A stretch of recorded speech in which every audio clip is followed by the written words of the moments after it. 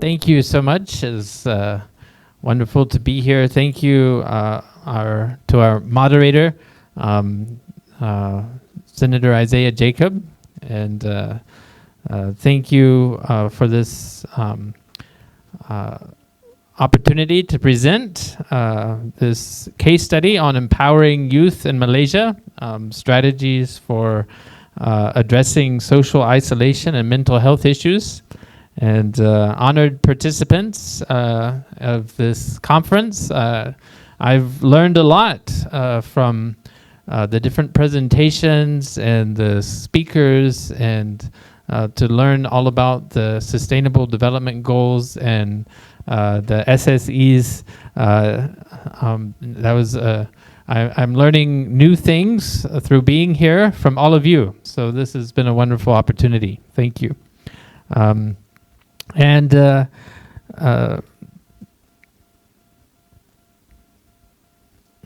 My name is Jody Counts, and I am, my middle name is Jenkins, and I'm the manager of Youth with a Mission Malaysia. I've lived in Malaysia for more than 20 years, based in Penang, and my wife is also Malaysian, so that makes me half Malaysian. So even though I'm originally from the United States of America, I love Malaysia, and I've had the wonderful opportunity to visit every state in Malaysia. And in working with young people, about 12 years ago, I first encountered some Orang Asli young people who had attempted to commit suicide. And so I became aware of some of the mental health challenges facing some of the young people and the social isolation pressures that they were facing. And so during this conference, I want to bring awareness of the rising stressors and depression levels among young adults in Malaysia. So next slide, please. So Youth with a Mission Malaysia, we want to empower Malaysian youth to reach the third Sustainable Development Goal of living healthy lives and promote well-being for all ages, for all at all ages. And we also not only work with this SDG, but we also work with the SDG of ending hunger and also education and several others. But just to define what we mean when we talk about mental health is defined as a state of well-being in which every individual realizes his or her own potential, can cope with the normal stresses of life, can work productively and fruitfully, and is able to make a contribution to his or her community. And so we wanted to rely on the published reports from the Ministry of Health, Malaysia, the National Institutes of Health, Institute for Public Health, under the Ministry of Health. And so we looked at the statistics, and we decided to develop and implement an action plan to address the deteriorating mental health of Malaysian youth. And so depression, it's a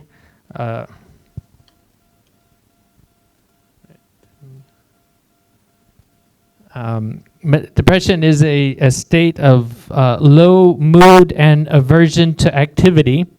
And people experiencing depression may have feelings of dejection, hopelessness, and sometimes suicidal thoughts. And so the Institute for Public Health Malaysia had previously reported that the prevalence of depression among adolescents was 18.3% in 2017. And the rate has sadly jumped to 26.9% in 2022. And so that is more than 1 in 4 youth that reported in the survey that they were struggling with depression. And so the Ministry of Health reported to the United Nations International Children's Emergency Fund that around 1 in 8 adolescents are estimated to have a mental disorder, and suicide is the second leading cause of death among adolescents aged 15 to 19. And so some of the risk factors for poor mental health are exposure to violence, peer victimization and bullying, loneliness, and social isolation. And today, the social media, sometimes with a lot of the bullying is actually cyberbullying, where people are posting things on the internet and then they get teased and made fun of and from their friends or people that that contributes sometimes to people's mental health issues as well. And so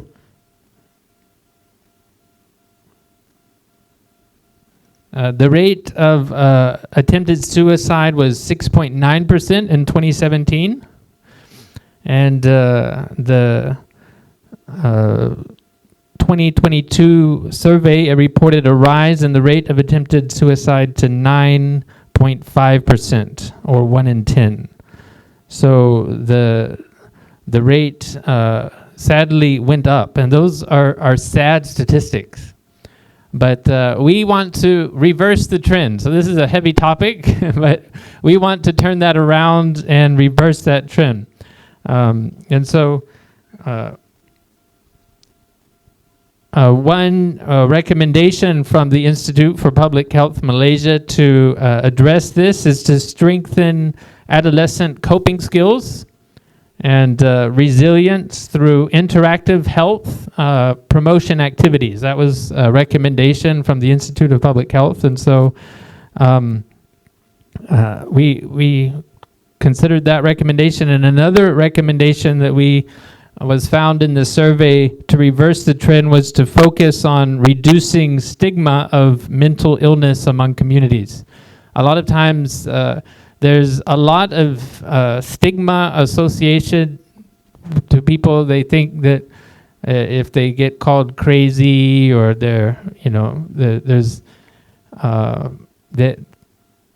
also a reluctance to go and see the school counselor, or if you go to see the school counselor, it's kind of like can contribute to their feelings of social isolation and stigmatization. So we considered some of those factors and wanted to come up with some solutions to try to reduce, to help young people to understand. So based on the recommendations from the Institute for Public Health Malaysia, we decided to begin conducting mental health awareness campaign and to create safe spaces to address this issue. And so we got some input that some skills to consider teaching first would be active listening skills, helping people to listen and teaching those to become good listeners, and communication skills so that they're able to listen and communicate better will help a lot in managing their mental health. And so we planned a series of workshops that people could voluntarily join as part of this campaign.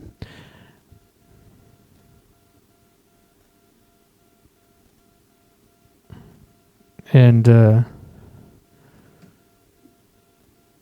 so the first workshop was on the subject of active listening. And the second, so we taught active listening skills and how to listen and reflect back to understand better. And the second workshop taught participants about asking effective questions and open-ended questions to help people to be able to reflect and to discover their own solutions to the things that they're facing. And the third workshop that we did covered ways that people are wounded in their relationships and ways people build emotional walls to protect themselves from being hurt.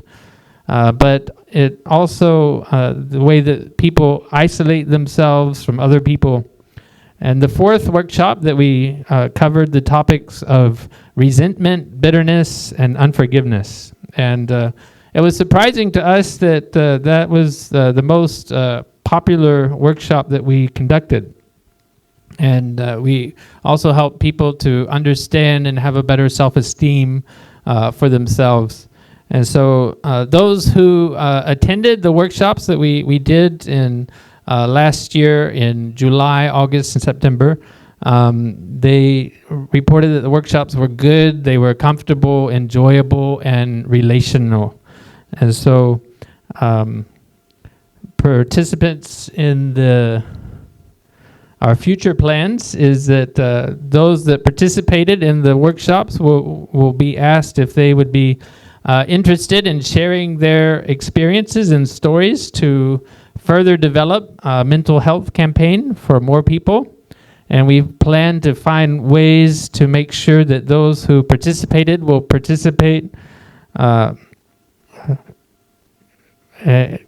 maintain their anonymity so that they can stay anonymous, as there is a stigma surrounding mental health issues sometimes. And so we'll also develop a ready list of resources for participants to reach out to if they would like professional guidance to talk to a counselor.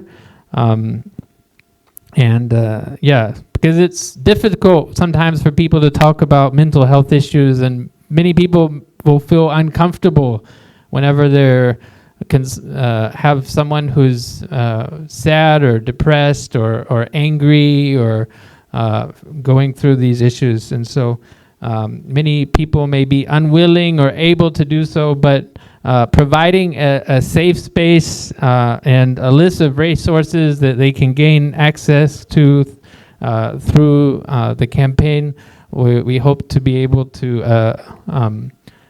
attract more young people in the future to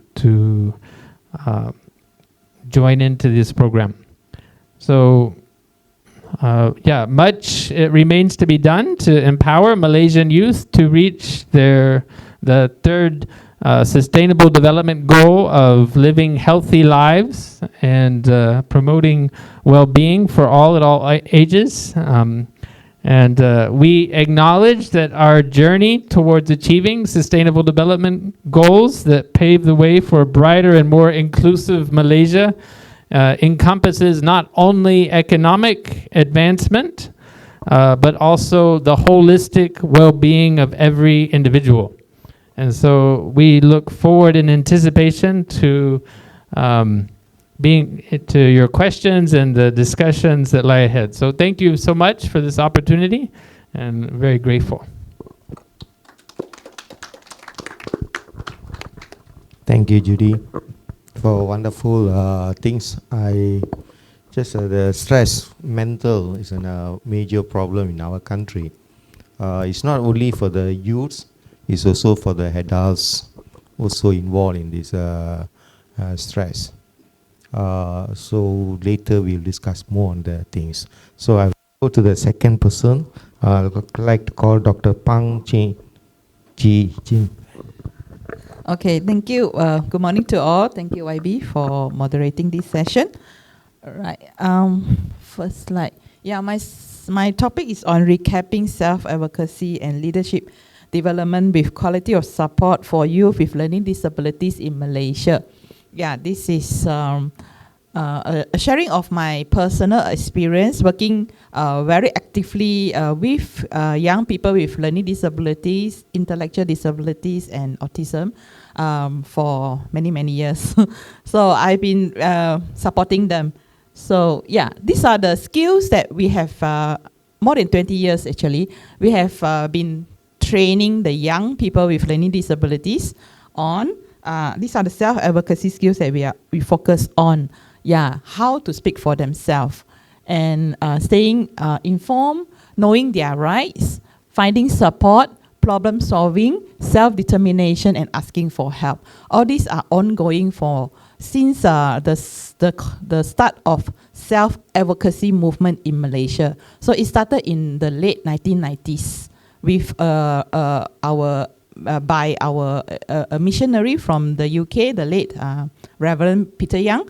So this ideology came to Malaysia in the late 1990s, and that's where we started to intentionally have this self-advocacy training for the young people with learning disability in Malaysia. So a group of them being trained with all these skills in the late 1990s, and they formed a society named United Voice. So you can go to their website and read about how they started this movement, and later on, after 10 years of being trained, they registered as a society. So this society is run by them and owned by these young people with learning disabilities. So it's kind of one of its kind that is really run by them. Means, if I work with United Voice, they are my boss. They hire me to help them to run their organization. So anything like my paycheck, right? So I work with them during my PhD study. My paycheck is, they sign my paycheck.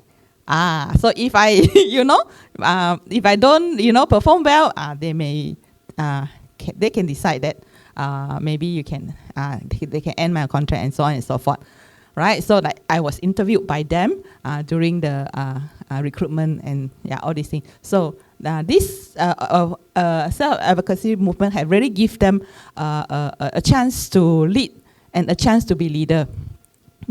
So underpinning all these skills that they are learning, and we are trying to support them in developing all these skills. Okay. However, we still see a lot of issues in this movement. And of course, mostly the issue derived from themselves as an individual, and also the support that is given to them. And also the issue of choice and human rights. It's not that, it's quite challenging at times where, they are themselves, and they also have their family with them, and us as the practitioner and professional trying to support them. So there are a lot of this kind of tension in between as we move, as we progress, upholding the self-advocacy skills in them, and the ideology, and the issues of self-determination in them.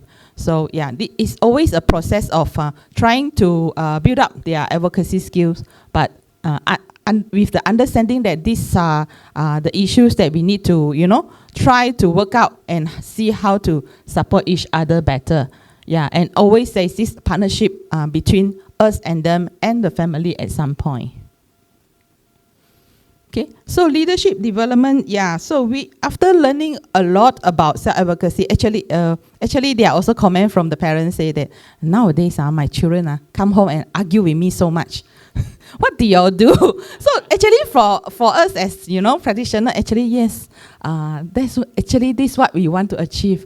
So so parents, that the kind of issue and tension happen in between, us and the family support, So for us, we still keep on doing this because we know that is ultimately, at the end, they should have the choice and the confidence in, making their own choice and become more self-determined. Okay, so and these are the 3 questions that we are trying for this paper. I'm trying to work on to see how the role of leadership can be built on from that self-advocacy skills that they have learned. Okay, so this paper is based on a national self-advocacy conference. So in the early 2000s, we have started organizing this national self-advocacy conference in Malaysia. So after the movement started, so we went around Malaysia to build a lot of self-advocacy groups within the organization, within the PDK, the CBRs, and NGOs. So there are little self-advocacy group that are being set up. And after that, we gather everybody and do a conference together with all the young people with learning disabilities. And this last year, we conducted a 7th National Self-Advocacy Conference. So it's supposed to be every 2 years, they have one conference. And this conference is run by them also. So they are the chairperson, they are the organizing committee, right? So we are only supporting them in running the whole thing. So they decide where to do the conference. They go and approach the hotel. If you want to do in hotel, they're going to get the quotation. They're going to get, decide which hotel is the best based on what they have, right? So yeah, and also they decide on the topics that they want to discuss in the conference. Right, so it's a series of a lot of training and meetings together with them to make this conference possible. And last year we had the 7th conference, so it is really a long journey with them, And yeah, so throughout the planning, it is already a process of building up the leadership. And also before the conference, we won in the first 5 batches. The conference was like, they invited a company to come and run activities for them. But at the 5th and from the 5th and after, we think that this conference should run by them. So during the discussion, the topic is set by them. So they will learn to facilitate the group discussion. They will become the leader of the group and they will run everything. And we did it progressively. And this 7th conference, it was facilitated by them. So with the topic, we guide them how to do facilitating. And then after that, they do it during the conference. And it was really, you can see that how they build up their confidence throughout the whole process. Okay, so these are just some of the findings that we get from running the 7th conference last year. So yeah, the first thing that, I was the one of the facilitator to facilitate them to build up their facilitation skill. So one of the thing is, the first thing that I found that they should learn to accept their own ability and limitation. So from there, it derived from there, then they also try to peer support the other young people that is in the conference. After that, we went through the workshop, a facilitation workshop, and they learned how to, facilitate a small group discussion. Okay, and also during the conference, we get them, to every session finish, we get them to come together and reflect on what they have been doing and how was it challenging or not. So many a times they find it very hard to adjust to focus because, in the conference, in the group setting, in the group discussion, a lot of people are talking. So they need to, know how to adjust their focus. And also we use a lot of accessible learning materials during the conference. It's called the easy to read version. And of course, these are the common challenges that faced by our young people. Yeah, they, all this actually is drawn by them. So they always feel confused, maybe at a point that there are many instruction being, they need to digest, and there is always a need for active listening. Okay. And also, they need to learn how to adapt to different learning styles. So every of them have their own learning styles, and when they become the leader to facilitate to run a conference and to facilitate in a group discussion, they need to know different style of people within their group.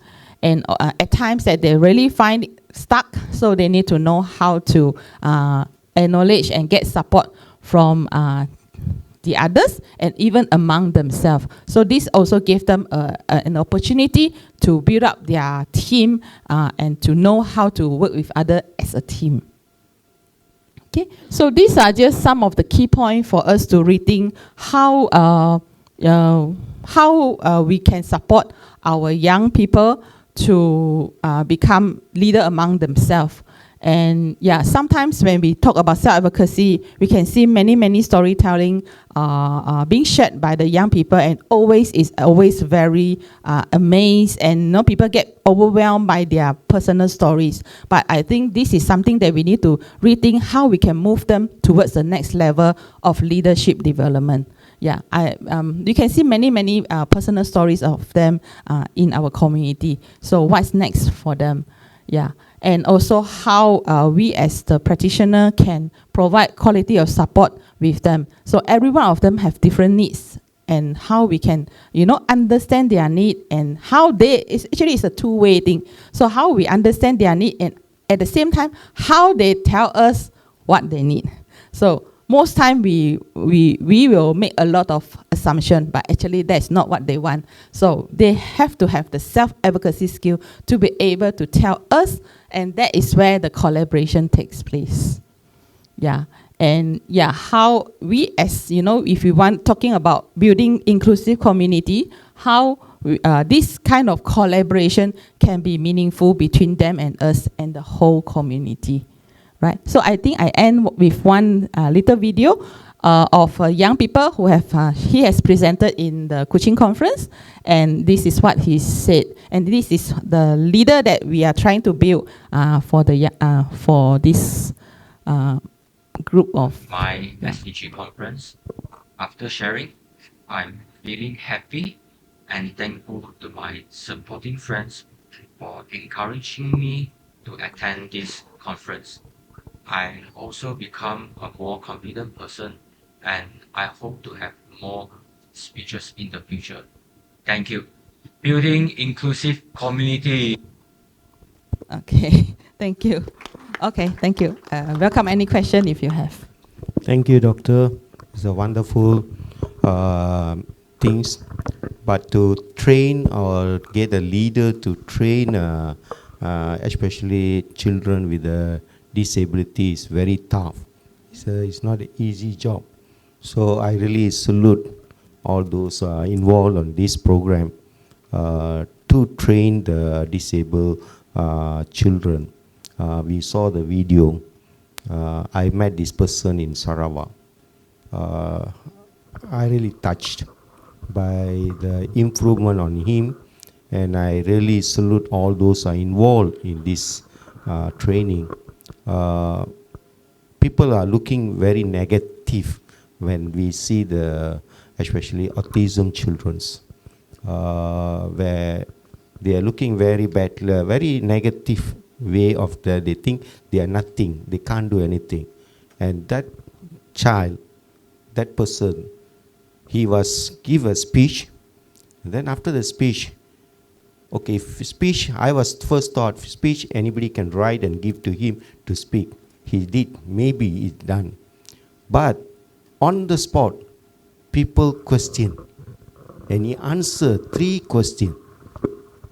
So that is a wonderful thing.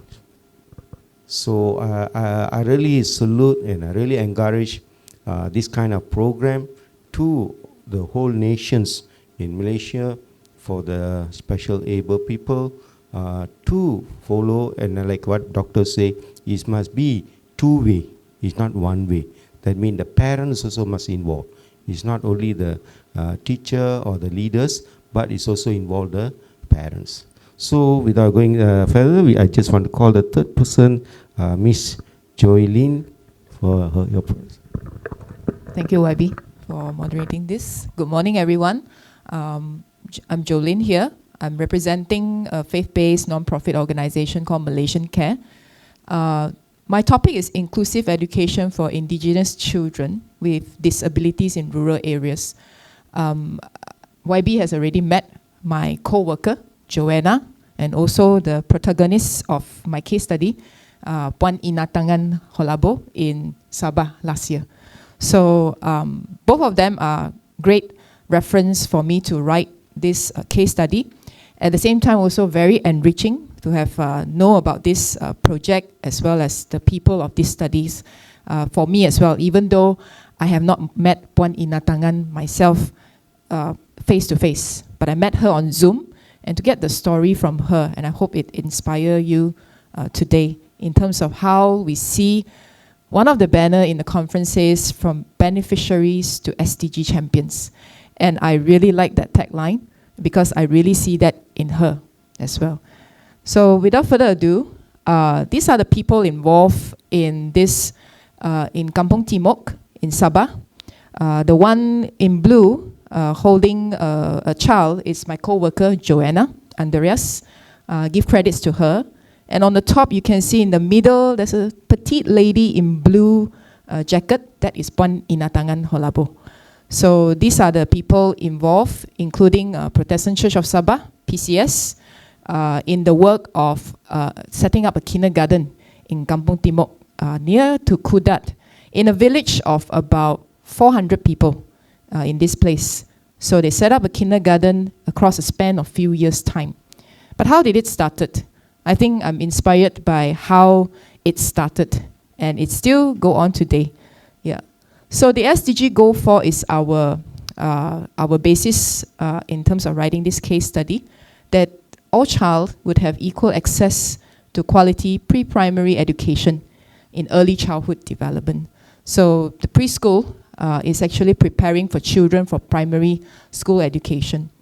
And we are also facing challenges from the mindsets of parents, perception on children with disabilities, even from the parents themselves.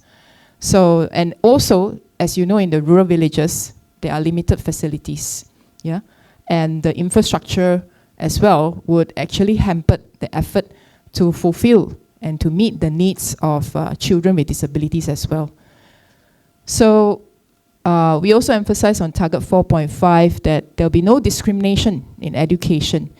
Same for people with disabilities, regardless of their gender or regardless of their vulnerability, and even in the conditions that they're in could be bad, but that is not a reason to exclude them to have the access to early education.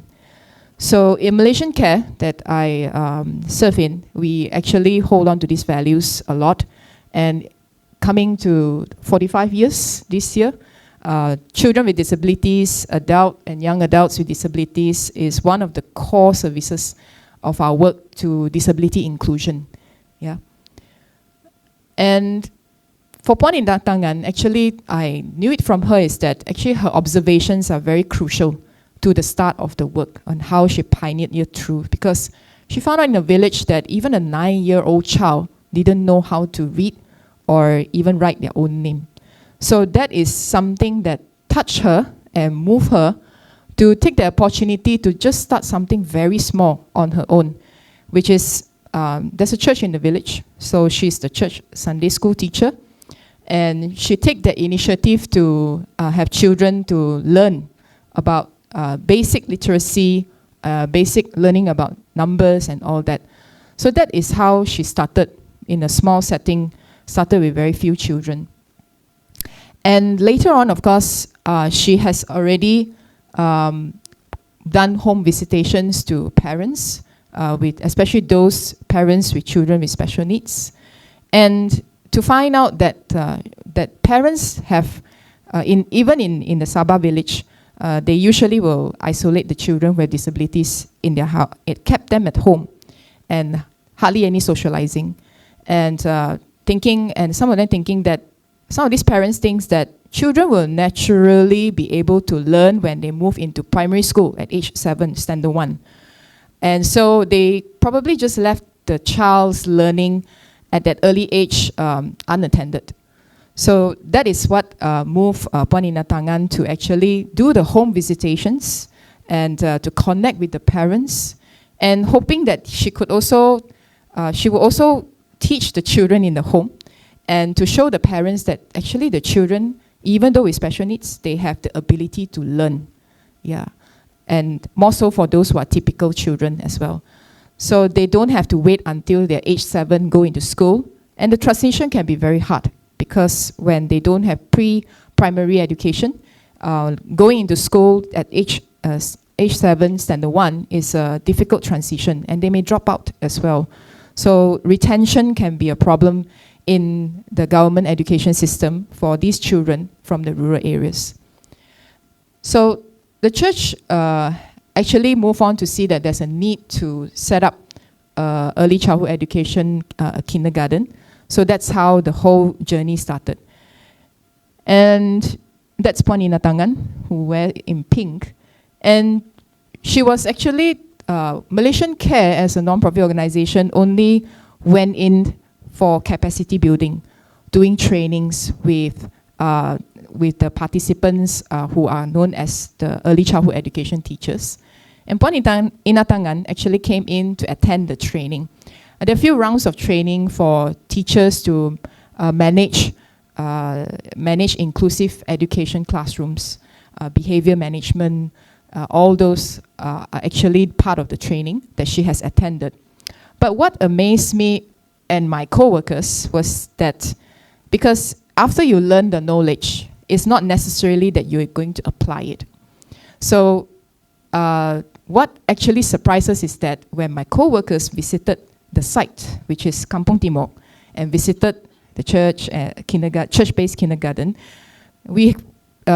they told me that they were so amazed that Puan Inatanga actually applied what she learned and do it for the small group of children that she had in the kindergarten. So that shows how determined and how motivated she is to actually pick up what she have learned and to use it in her own community. Yeah. So I think what I was actually finding interesting is that parents who knew Puan Inatangan would say that, why did my children listen to you, but not me? I guess she has already reframed her way of showing the parents how to communicate with the child and to acknowledge that the child has learning, learning qualities. So that is one thing that breaks the mindset of the parents' mindset. And the numbers of the children actually grow. From parents seeing the child as being naughty or lazy, the parents start to see that actually it is not so. Their child actually can learn.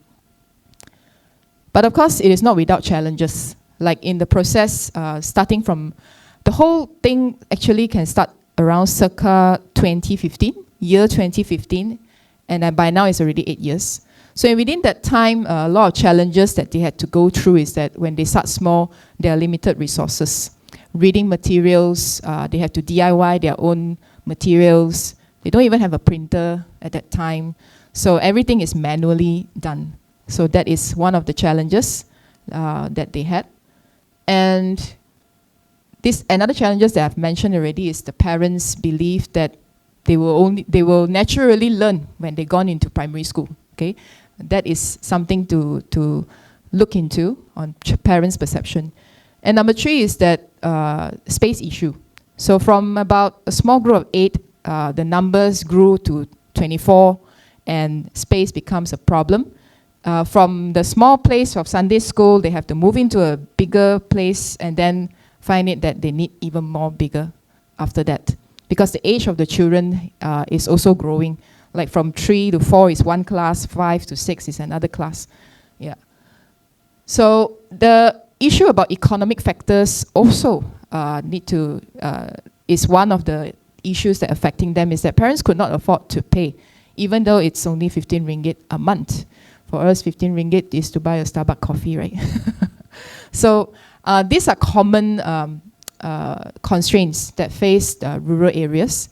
And we know that the financial support and economy is related with education, and they cannot be separated. Economics and education, they are related.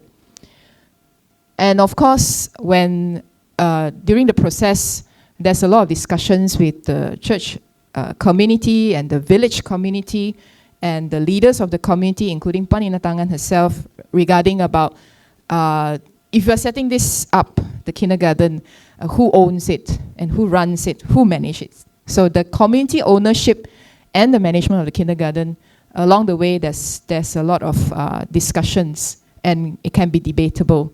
Like if this, because in the kindergarten starts informally and later on registered with KKM, that process is like, so this school is under the government, so should the community still take on and carry on?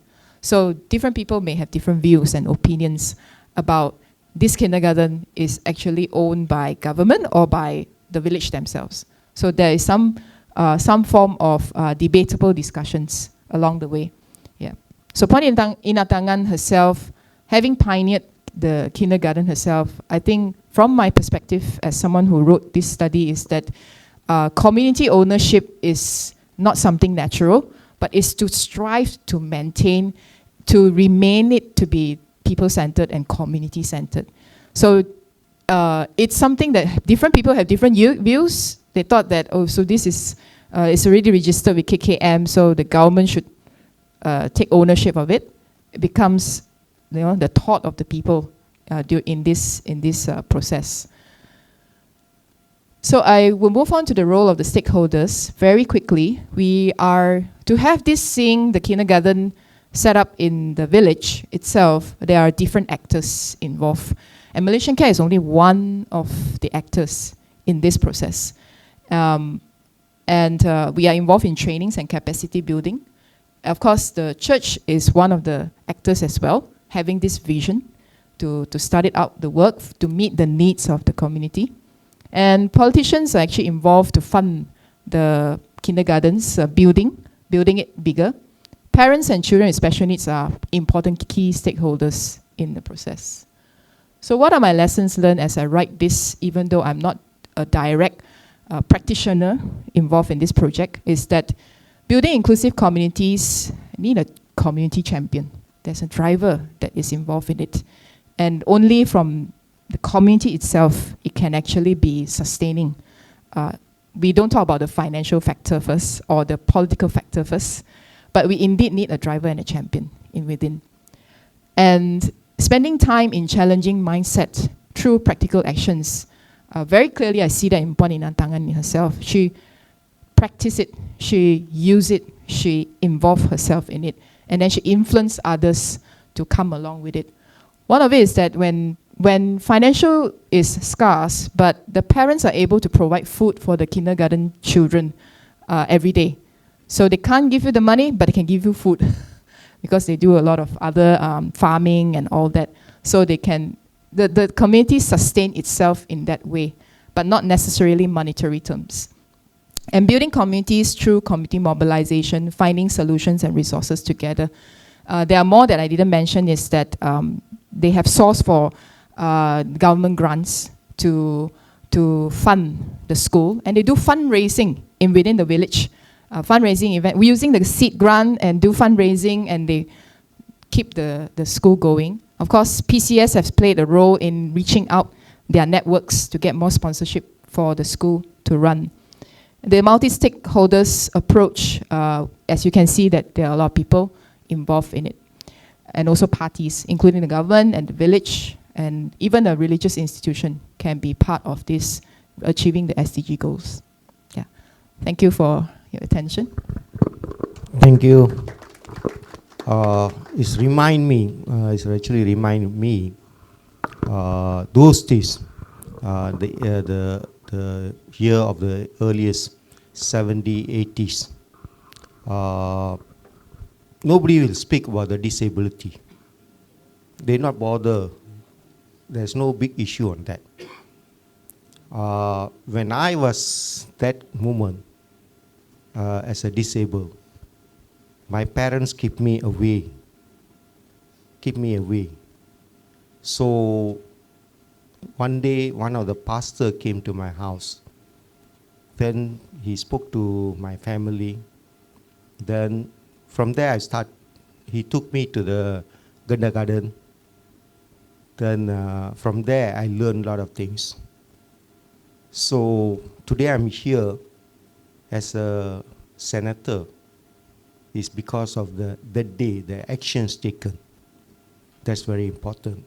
Like what Miss was told just now, the politicians' fund is a community. I'd say no. It's government responsibility. My stand in parliament is government responsibility. Taxpayer paying their tax, not to put their pocket, not to build mega buildings in this country, to take care this kind of work. That is my stand. So it's really bring me back, and in the Senate, in the upper house, I always bring this issue. The government is responsibility. It's not the individual, the group, like NGOs, they actually is back up the government. If the government is not moved, how the NGO can move without the money? Just like what you see in Sabah. I've been to Sabah. I've been to Sarawak. For them, 15 ringgit or even 5 ringgit is a big for them. So, how we can say they have to pay? No. Under the our country law, education must be free. Education provide must be free. So why the parents have to take care of this? So this is where we need to look on the thing.